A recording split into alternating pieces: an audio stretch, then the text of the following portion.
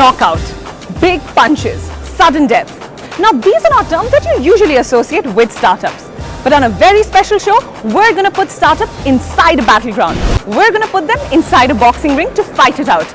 This is Get in the Ring with a very special ring master. And in the qualifying rounds, 32 startups are going to be narrowed down to 8. And only one eventually will take away the grand prize.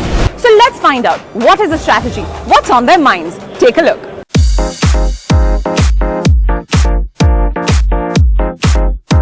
In the competitive, combative universe of cutthroat startups, here is an international competition which connects smart money to smarter startups. This is the Olympics for startups.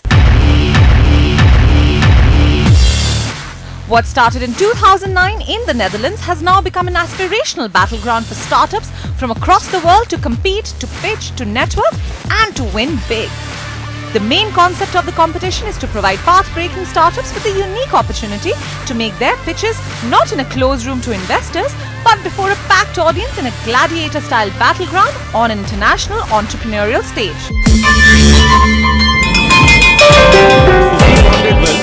And now, Get in the Ring has arrived in the emerging startup capital of the world, India. And it is NASSCOM 10,000 Startups, the official license holder host for Get in the Ring in India, which has organized the high adrenaline competition in India for the second time and has pooled in its huge network of startups to create a battleground to reckon with. And the city which is hosting this battleground is a hotbed of innovative startups, Hyderabad. And if you're still wondering about the scale and scope of this competition and its much anticipated stint in India, we've got some answers.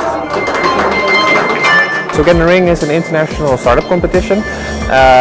We host it in 80 countries, and the idea is that we help startups to connect to opportunities related to capital, talent and expertise. Coming here for the event, I'm really looking forward to sort of grasp a little bit of the hype that's going on in India with regard to startups. I mean, like I said, we do Get in the Ring in 80 countries, and it's different everywhere because ecosystems of startups are different everywhere. I don't know exactly where India is right now with the development, but I really want to find out how far they've gotten so far, what we can learn from India in other countries in the world, and of course how we can connect the startups to that international network to go outside of India, because even though it has one of the biggest markets in the world, there's also a huge potential outside of India.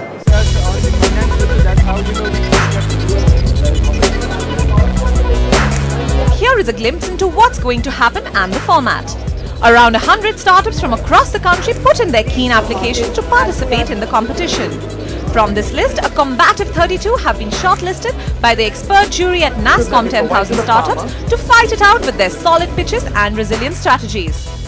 In the Indian leg of Get in the Ring, 32 startups were divided into groups of 4 for the pre-qualifiers, and they had to fight it out in around 4 speedy battles. This round was all about speed, quick thinking and of course, the ability to catch the eye of the sharks, the jury, the natty investors observing all, with a hawk's eye. And from education to IoT, from biotechnology to some cool engineering, these 32 startups have some big ambitions. Let's hear it from them. My name is Chloe Chapman. I'm Director of Operations for Empower Generation. We are based in Kathmandu. We train and empower women to be their own business owners of clean technology. I started a concept called as Make Your Own Designs, where we allow customers to come to a platform and make whatever they like, and we don't maintain any inventory as such. It's called as factory to customer, where we only process the orders after the successful payment is done. Taking the right career decision is one of the biggest pain points for parents and students across the country. Mindler is basically a technology-based ecosystem which is designed to help students to make career decisions. So I am a co-founder of Kula, and Kula means cooling based on solar, and what we do is we develop a refrigerator that is powered by solar heat.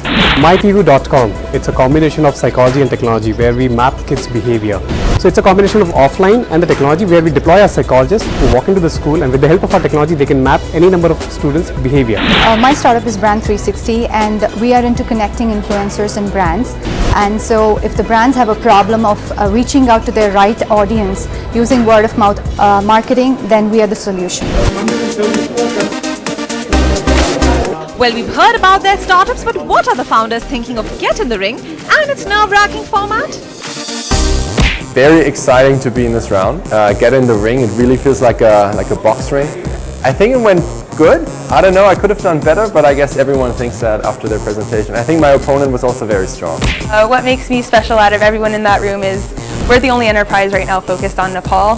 We have a 3-year traction. We have a working and proven business model where we already have established 19 enterprises, and we're looking to take this proven working business model to India. There's a definite market here. Well, I'm very excited because honestly, I don't know what to expect. So that is the thing which keeps me in the loop. So I want to get in the ring and find out. So until then, I don't have a clue. So actually it was both very exciting and nervous.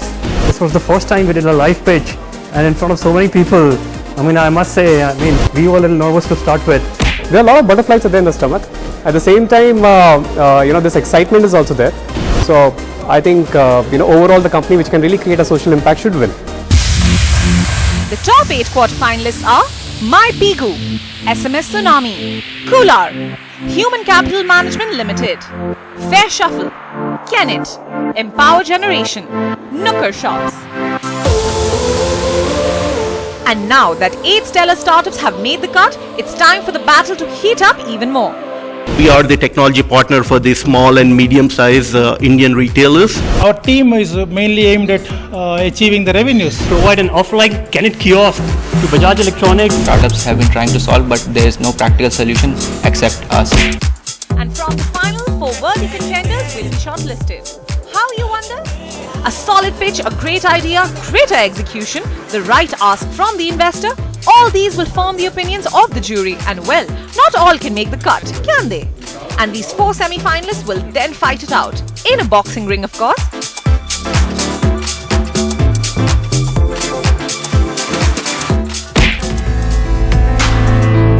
Well, dear founders, you may think your strategy and pitch will hold you in good stead, but it's the jury that will decide your fate.